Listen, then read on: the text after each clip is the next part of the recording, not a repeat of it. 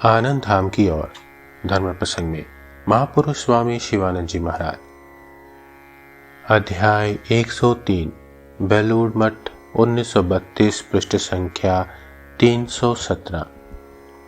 इस अध्याय के पूर्व प्रसंगों में हमने सुना कि महापुरुष महाराज का स्वास्थ्य ठीक नहीं रहता।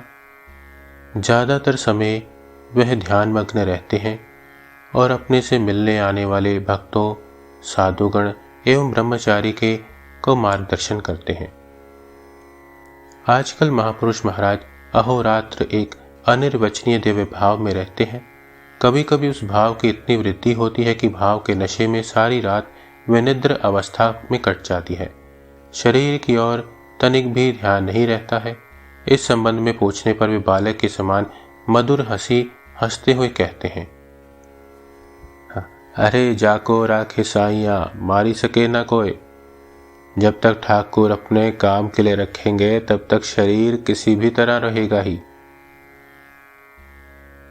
यदि कोई कहता कि बहुत दिनों तक निद्रा का ना आना तो शरीर के लिए विशेष हानिकारक है, तो वे उत्तर देते हैं, योगियों के लिए निद्रा की क्या आवश्यकता। मन के समाधि मग्न होने पर फिर निद्रा की आवश्यकता नहीं रहती।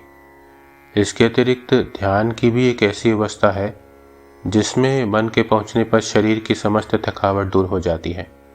गाढ़ी नींद के बाद शरीर जैसा ताज़ा मालूम पड़ता है, उससे भी अधिक ताज़ा इस ध्यान की अवस्था में अनुभव होता है। एक अव्यक्त आनंद से सारा शरीर और मन भर जाता है।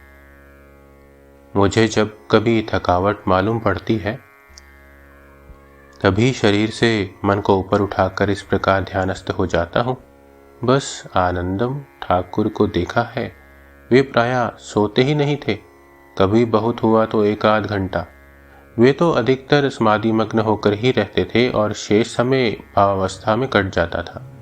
रात में ही उनमें मानो भाव की प्रबलता होती थी।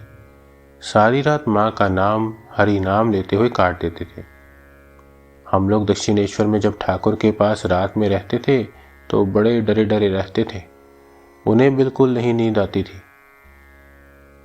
जब कभी नींद खुलती जाती तो हम लोग सुनते वे भावावेश में माँ के साथ बातें कर रहे हैं अथवा अस्पष्ट स्वर से कुछ कहते हुए कमरे भर में टहल रहे हैं। कभी पहर दोपहर रात बीते हम लोगों को पुकारते, क्यों रे, तुम सब यहाँ क्या सोने के लिए आए हो? सारी रात यदि सोने में बिता दोगे तो भगवान को कब पुकारोगे? उनके शब्द सुनते ही हम लोग हड़बड़ाकर उठ जाते और ध्यान करने के लिए बैठ जाते। ओम श्री राम कृष्णार्पणमस्तु।